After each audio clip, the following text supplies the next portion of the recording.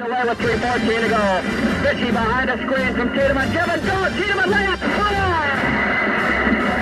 He was just an exceptional athlete. You know, there was not too many things he couldn't do.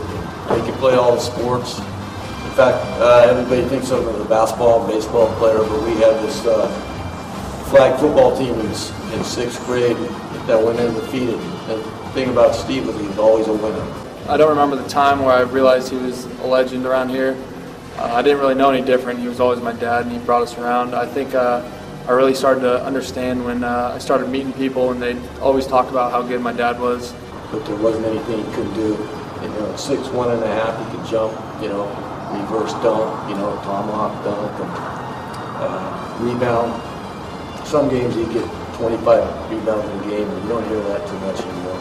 Probably somewhere when I was 7, 8, a little bit old enough to realize that he was a legend. A lot of people, when I'd be shooting around outside my basket, would come up and ask me if I could shoot as good as my dad or if I could jump as good as my dad. Start asking questions like that at a young age. That's kind of when I knew he was probably a pretty good ball player himself back in the day. I think his first thing that made him so great was his competitiveness, and then he was so highly skilled, could shoot the ball from anywhere. He was very quick. First step was great, and he was strong and athletic to the rim. I think helped out everything, and I think the longer he played, his intelligence kind of took over, and he could score anytime he really wanted to. I remember one time in the senior league when he was 13, he had 3 home runs out of the park. Most 13-year-olds, it was a 13 to 15-year-old league, and most 13-year-olds didn't even play, you know, and he had 3 homers in one game. So I think, for me, it was baseball, and then as he got a little, in 7th grade, he met Fitchy, and Steve didn't even start in 7th grade, but between 7th and 8th grade, he really got the basketball fever, and he was so athletic. By 8th grade, he was starting, and they were just dominating. There's not much game film, I don't think, on players back in that day, so I couldn't really watch him firsthand, but just through all the stories from his friends, from his teammates, that's kind of what I know about him. But when Montgomery played, it was always a packed house. A lot of times you couldn't even get tickets. People would be standing out in the rain, you know, scalping tickets back then. It seemed like almost every person has a story about him that's been around Bennett Valley or Santa Rosa, talking about his Montgomery days or Sonoma State, how entertaining it was as a basketball player, and him and Fitchy together. They had a dynamic duo, and I think at like that young age, and then going to open gyms and seeing him play City League was kind of watching him just kind of be a little bit better than everyone else, you know, score whenever he wanted to was a good indicator that he was pretty good in his day. He made this one pass there at the Open Coliseum that I've never seen. That was over 40 years ago, and I've never seen that pass again. He got a defensive rebound, and he took one dribble toward the baseline, and then no look, he threw it around the back 3/4 court to the off guard, Gary Lark for laying. It's a pretty neat pass. The work ethic he had, unselfishness, that he's always taking us to games. He was always coaching our teams, taking up a lot of his free time to be with us. So those are the main things I actually take from him more than shooting a jump shot, which he did help teach us that, but he taught us more values beyond basketball.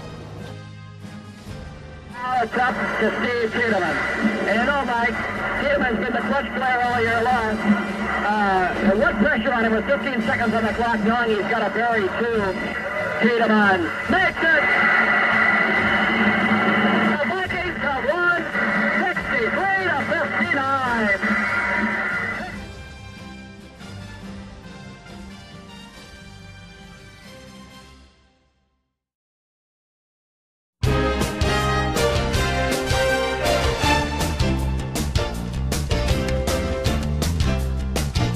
I think she was chosen because she really was the pioneer for girls' athletic program, and I did not know this until later as an adult, and we would have conversation about sports and education, and I think she was chosen because she was like that, although she's a fabulous teacher and a coach. She taught us lessons beyond just being athletes, about being productive people in society, helping each other out, working together. A lot of value that I've taken with me into my teaching career, I got from her through her teaching. And she came on the court and showed you the moves if you needed to, improve your skills.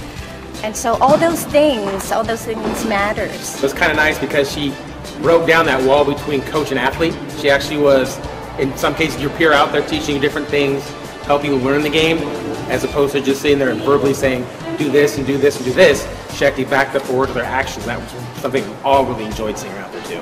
The thing I remember the most is that she wanted you to have fun and to learn and to enjoy the game.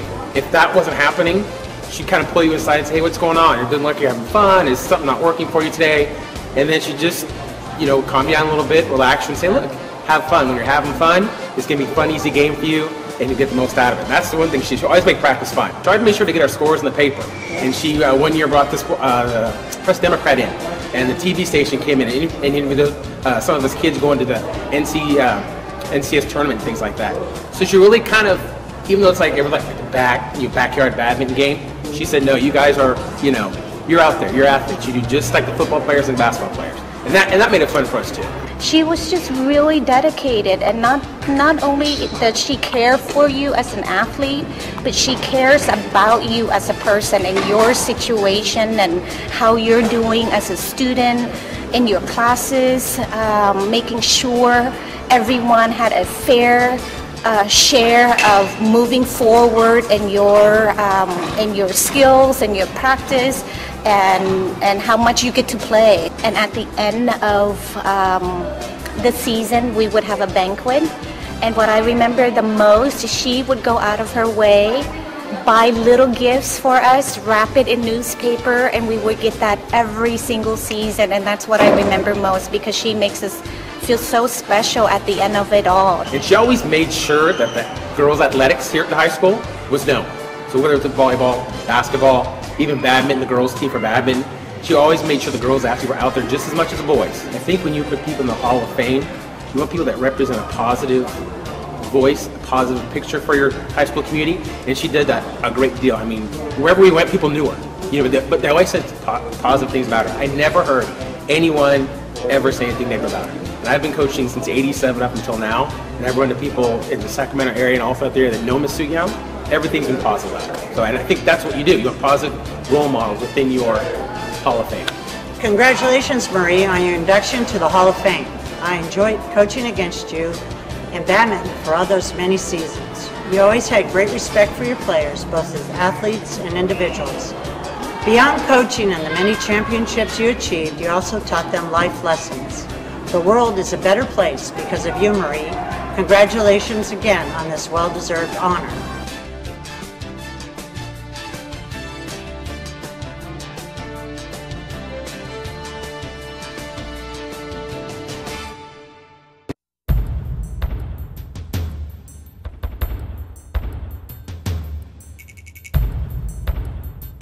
Bobby came to us in 1972 as a sophomore. He played football on the JV team that year, and we had him 73, 74 up with us on the varsity. Bob was fairly small as some of the quarterbacks in the area go. He was about 5'8", 5'9", maybe about 155 soaking wet. But he was a tremendous young man. He had lots of courage and desire, and he was just a lot of fun to be around. He worked just like a madman in practice and in games. He was never intimidated. Just one of the great kids we ever had. You know, I only saw him play 1 year. We weren't in Santa Rosa. But, you know, he was just a super quarterback. He was smart. He had a great arm. You know, he was just a very good player. An awfully good baseball player, too. Very good baseball player. So, you know, I think any sport he decided to play, you know, he was going to be pretty good at. What we brought to the football field was, first of all, intelligence. He was a bright kid, and he picked up what we were doing, and we had changed offenses just to try and make it work for him. We weren't very big and very fast as an offensive line those years, so we to try and keep little Bobby alive at the time, we went to what we called a run and shoot offense, where we sprinted away all the time to try and give him a little time to survive. And even with that, he got beat up a lot. And every time I started to run out in the field and he was kind of looking out the ear hole of his helmet, he'd just go, "Get away from me, coach, I'm fine." He always was on the run. Guy could throw on the run, and he had to because he couldn't probably take all those hits standing in the pocket. Like I said, I really don't know that much about football from never playing, but it seemed like he was always rolling out and just great accuracy. It was like he was hitting a wedge out there, just knocking it stiff. And one that stands out is Vintage, which was just a very formidable football team. They averaged 6-7 kids getting major scholarships every year, versus we were lucky to get 1 or 2 guys to play at the JC at that time. And we went into those games. One time we were over at Bailey Field getting ready to play, and Marv Mays, the Santa Rosa Junior College coach, came over to me and he said, "What are you going to tell the Borowitz family about how their boy died tonight?" And he thought he was being funny. And I said, "Just hang around a little bit, Coach. Just hang around a minute. I think you're going to be surprised." And that night, Bobby just dissected them. And when it was over and we walked off the field victorious, which was just a tremendous victory for Montgomery to beat a team that much bigger and that much stronger and that much more talented, it really had an awful lot to do with Bob. Everybody out here practiced a lot, but then Bob set the standard for practicing. I'd probably hit 4 or 5 large buckets every day. He didn't even grab the wire baskets. He grabbed a pickle bucket and would hit 1 or 2 of those a day because he wanted to catch up with Lex and myself, and he did. He probably, that first year working here, I bet he lowered his strokes by 10 strokes in just a year because he's such an athlete, worked hard. So I'm going to guess, I didn't play football. I went to all his games. I'm going to guess he worked the same way in football. He's the kind of person that everybody likes. He's a great teacher. People come back time and time again for lessons, but maybe that's not really good if they have to keep coming back. I think they come back because they like him. Even if their game hasn't improved, they like talking to him, they like just being out there with him. Well, when I left Montgomery High School, I went over to become the offensive coordinator at Santa Rosa Junior College. And we had a young man over there named Harley Miller. We won the state championship with him. And in fact led the state, I think, in offense. It was 3rd in the nation. And somebody asked me one time, would you take Bobby or would you take Harley Miller if you were starting the team? And I love both the kids, but I'd have to take Bob Borowitz. Bobby Borowitz is just a winner, and you don't find that very often.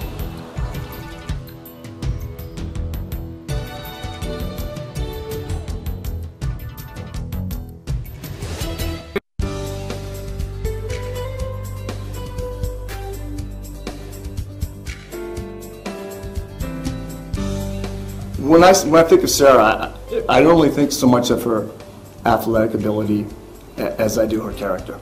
She's really a character person. And I know she's very spiritual. That comes first. A lot of runners that are of her caliber tend to just be on their own and thinking about themselves. Sarah was completely the opposite.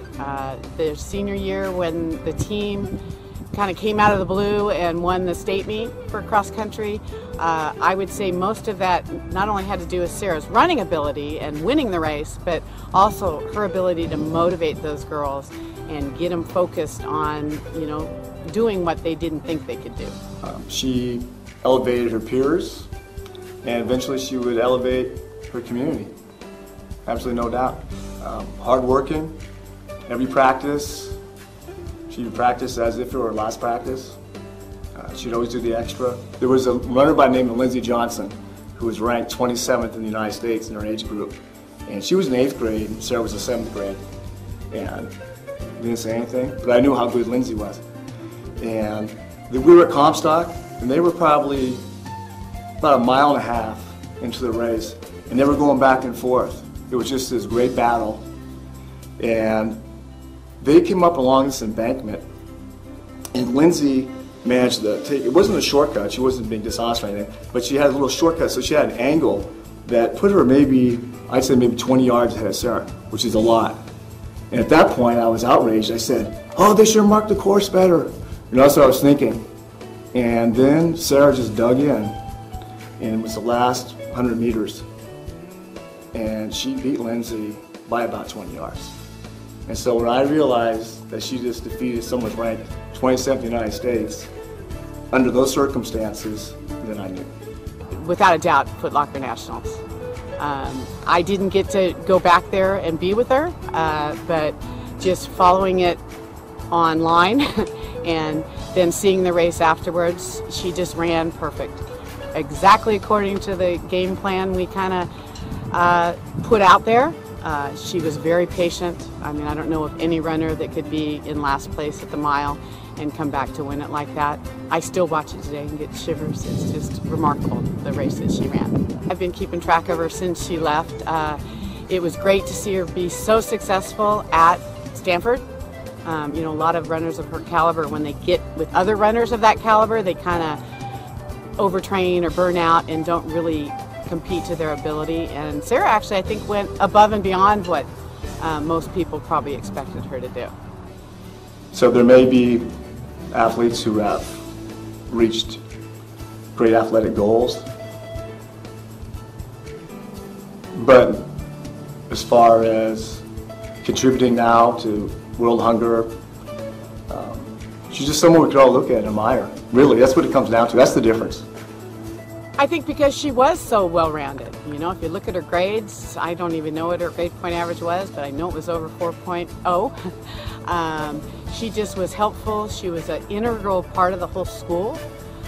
She helped out beyond the track and the field and the running aspect of it. She was a very visible, spirited member of our school, and she has continued to go on and succeed at every level. That you have someone with that character making that big impact on people in different communities as her gifts expanded, you know, beyond just the local runners to national level. Obviously, she'd be part of national conversations, and world-class runner. She represented really the best in our community. That's how I feel about it.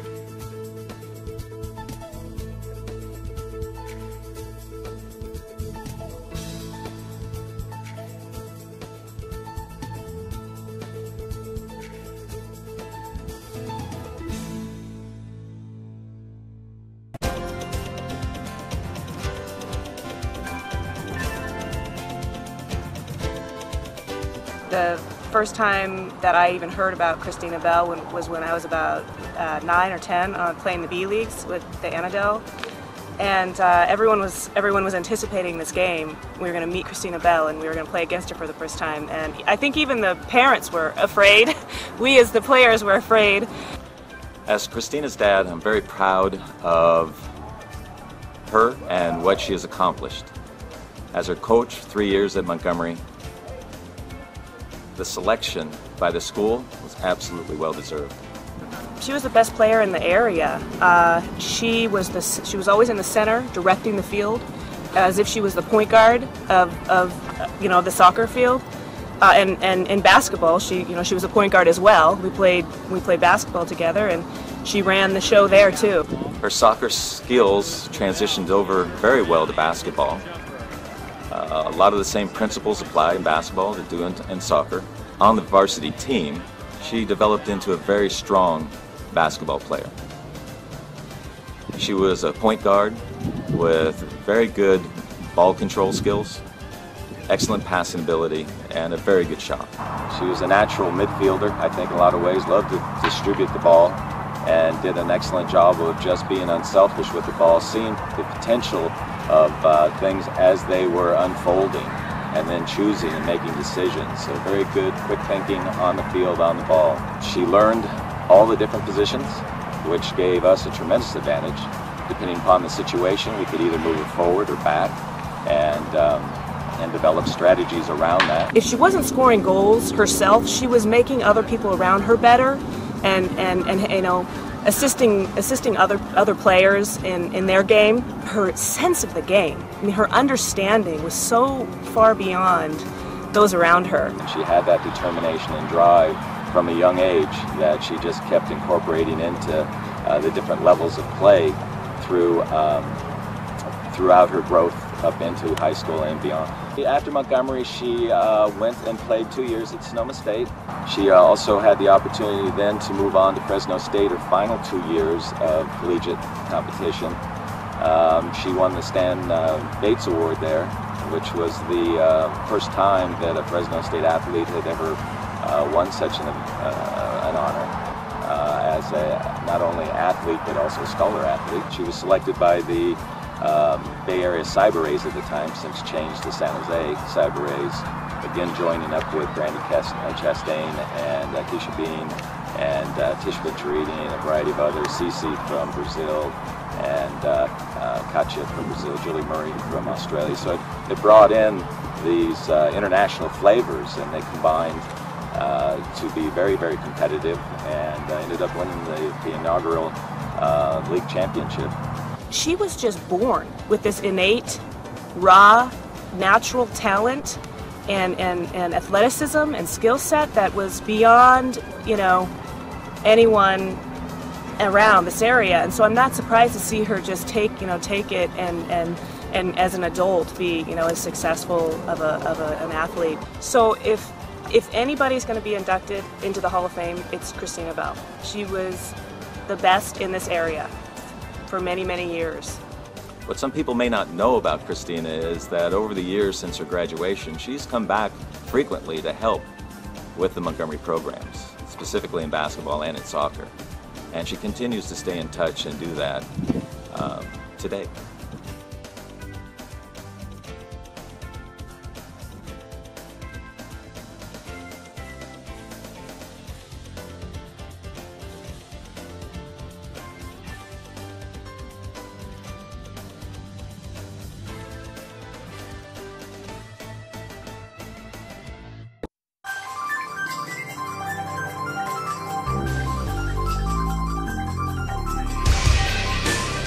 Well, first of all, Lex was an outstanding person. Everybody knew Lex. Lex had very few close friends, but everybody knew who Lex was. And it wasn't just because of his athletic ability and what he had achieved in athletics throughout the years, but he was just an outstanding person. He was the 6 pillars of character, right up there on the wall. Clearly, I met Lex when we were in 4th grade. And he was just a hell of a guy. One of the things about Lex was that he was probably 2 or 3 years maturity-wise ahead of everybody else. He could do anything. Grades, so smart and so good with people, adults. You know, high school kids usually aren't, you know, that refined, but he was. Athletically, Lex was very, very talented on the same level as Tom and T. You take Lex, his sophomore year he played golf. When he was 13 years old, he broke the course record at Bennett Valley. He shot a 64. At that time, Bennett Valley was a par 70. And he shaved 6 under par at 13 years old. And I can't even imagine that. Just couldn't believe somebody could be that good a golfer at 10 years old. I mean, I was shooting like a 60 for 9 holes, and he was 10. He was shooting about 40 as a 10-year-old. It was just incredible. Didn't matter if it was basketball, golf, soccer, tiddlywinks. If we had a tiddlywinks league, he would have been the best player in that league. His senior year, and I'll never forget this, he comes up to me before school started and he says, "Coach," he says, "I think I want to play soccer." And I said, "Well, have you ever played soccer?" He said, "Well, I played in PE and I, you know, kicked the ball around, but I'd really like to play, you know, soccer." He came out his senior year and played fullback, center fullback, was all league. He was the only guy that I knew that could get a busload of jocks singing "You Are My Sunshine" as loud as we could sing it. And I remember some of the younger guys going, "Is this what being on varsity team is all about?" But yet it was Lex Murray that was orchestrating the whole song. He'd play basketball with my kids and stuff, and I mean, he was kind of their idol. And I tell them stories like, you know, this guy shot 64, he was a great basketball player, you know, he pitched against me in Little League. I never even hit a foul ball off him in Little League. That's how good he was. Well, his dad had passed away, and the very next day, he's on the mound up in Ukiah, and I think he threw a 2-hitter. It was just amazing. Those are all things that contribute to the fact that, you know, the high school accomplishments that he had as all-league player in soccer, baseball, basketball, And I think he was in golf his sophomore year too. And the fact that he was such a wonderful person. And everything was about somebody else with him. You know, it wasn't about Lex. And he was very private about Lex and what happened with Lex and so on and so forth. But boy, he was a person's person. He was the kind of person that every father would like to have as a son.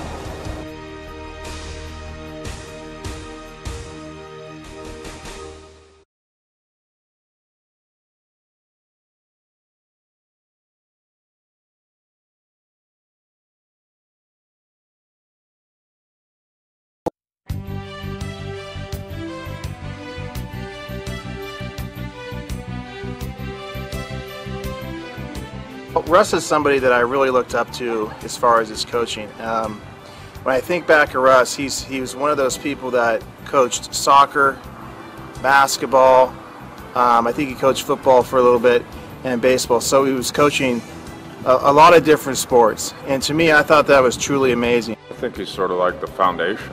I think he's the base. I think he's the strength of what we have here.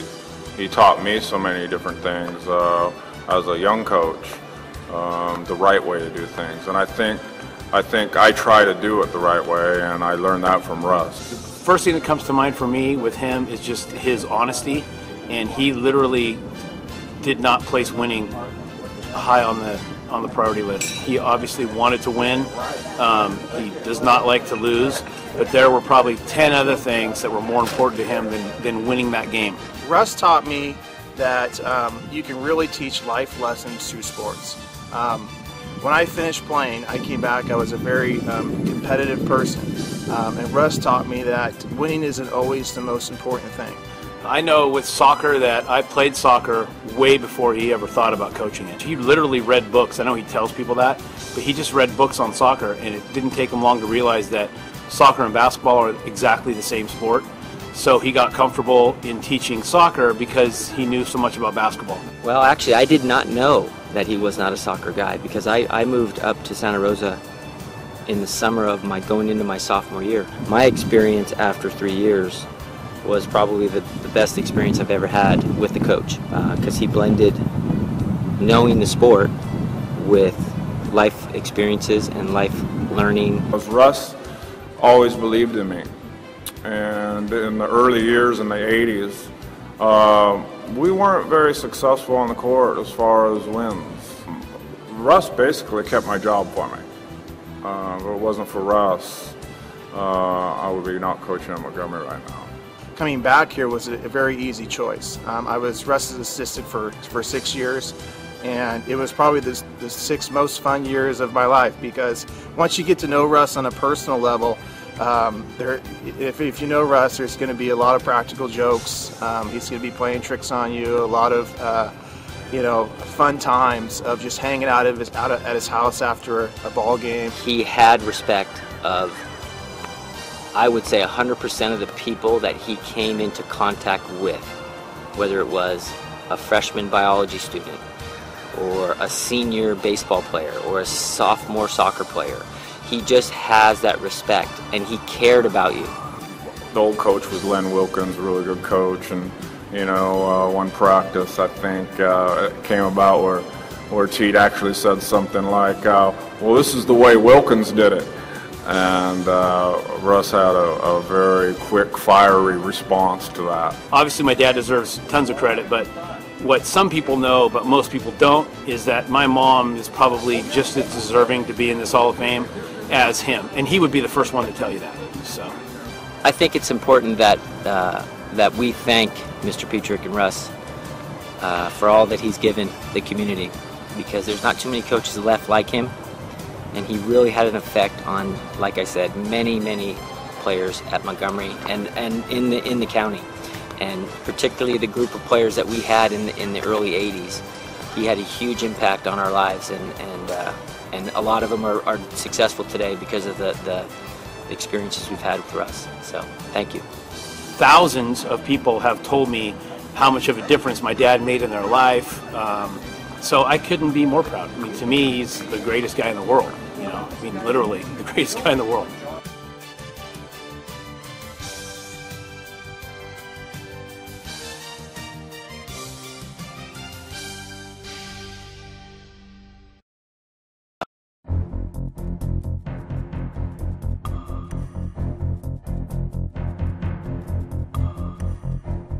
Definitely Tom is one of the top athletes that Montgomery has had.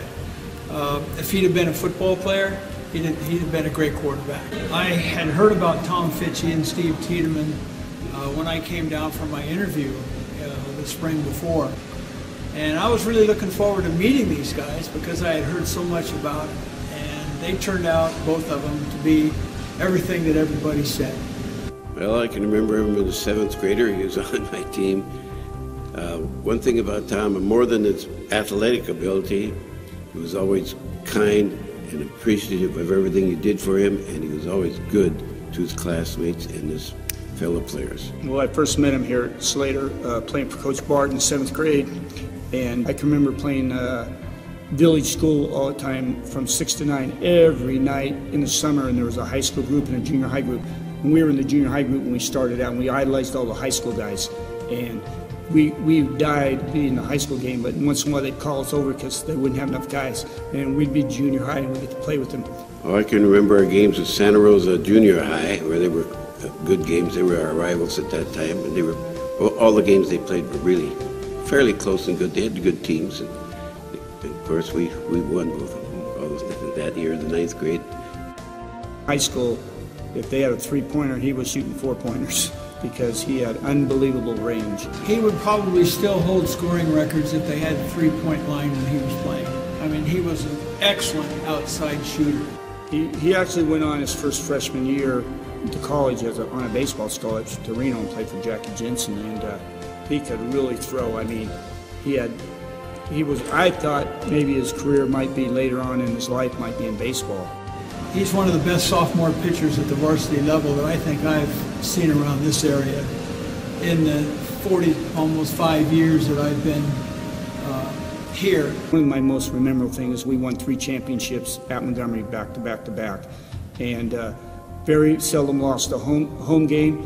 At Sonoma State, we never lost a home game. We're 26-0. JC, we never hardly lost any home games. I don't know what our record would have been, but we didn't lose many home games and a few road games, and we were, pretty successful. And it was amazing run that we had for a little town. As far as the coaching end of it, both of them probably could have coached right out of high school because they knew a lot about the game. You put Steve and Tom on the same floor playing basketball, you sit there and watch them play because they could make adjustments. They could, they were tremendous to coach. You just say something once and they'd click right in. He's still the same guy, same little guy that I had in school. He's still very much the same. And I think he cares about his players. And when I sent my kids to Montgomery, I knew they were going to have the right coaching. It was no problem for me to let Tom take them over, and he did a great job, and the success they had was a lot to do with him.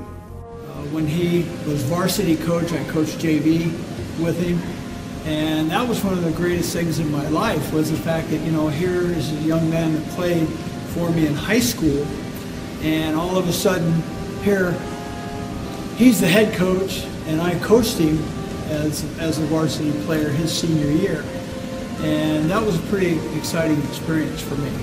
Everybody knows him for the things that he's accomplished.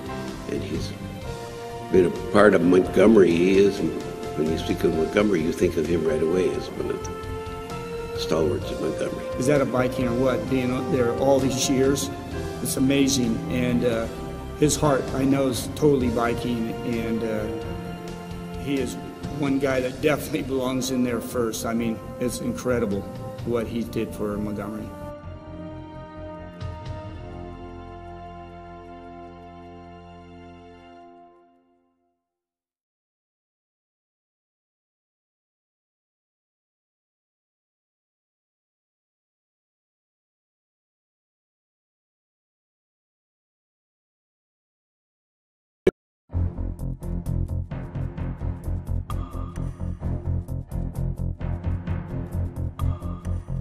Well, Mel Gray was probably the finest athlete that we've ever had at Montgomery High School. And I was fortunate enough to coach him in track for 3 years at Montgomery, the 65, 66, and 1967 season. He could run and he could jump. Kenny Elselton, one of our assistants and a very good coach, because we had a great staff that year, came and said to me, "Coach, we got ourselves a phenom here." And I says, "What do you mean?" And he says, "Well, I just timed a kid in tennis shoes out on a track, and he had no PE clothes on at all, and he ran a 50 and 5.9, and his name is Mel Gray." And that's how Mel was launched into the Montgomery High School. First time I saw him run was 1965, and Mel was good at that time. He could beat most of the local runners, but he didn't yet compare with the Bay Area runners, which seemed to have a jump on all of us and everything. But by the time he reached his junior year, then you knew that Mel was something special. Probably my most memorable occasion running against Mel was in May of 1967, and it was the Division III NorCal qualifying meet at Bailey Field. And it wasn't just the race that was important to me, it was really the spectacle of the spectators that showed up for that track meet. There was probably 2,500 or 3,000 people in the stands. I can say that I was in the track meet or the race that Mel tied Jesse Owens' national 100-yard dash record. The moment that he had a uniform on and we put him in a little sophomore game, we saw something very special, and then it just graduated right into our system and into our JVs and then the varsity. Mel could be in full speed, football speed, as soon as he got the ball in his hands. And he was at football speed, and that was dangerous for everybody else because he could cut and go. And one of the things about teams, they try to pursue him, and they would over pursue him or they would under pursue him. Once he made his cut, he was on his way for a touchdown. And I remember when we played the big game, I think Mel scored all 3 touchdowns against us, and you know, we felt pretty good that he only scored 3. His biggest competitor, especially in his junior and senior year, was Dave Masters from El Cerrito High School. And he had beaten Mel on several occasions until they got to the state meet in 1967 at San Diego, when Mel won the 100, the 220, and he took second in the long jump to Jerry Proctor from Muir High School. We were at Balboa Stadium, I'll never forget, in San Diego, and watching Mel make that turn on the 220 and just blowing away the competition. It was really something to see, and then also winning the 100. And I believe he got second in the long jump, and Montgomery's half-mile relay team placed. And I think Montgomery was one of the top teams in the state that year. I didn't know that his records would hold up for 40 years, but there's no doubt about it that in the North Bay area and anything from the Bay Area, San Francisco north, there was nobody who was going to top him. And I guess it just, because we knew him so well, maybe we took it for granted, but everybody else who watched him knew that he was something special. I think the most outstanding thing was that he was not only outstanding in the performance of a football athlete, a gifted athlete, he was a gentleman.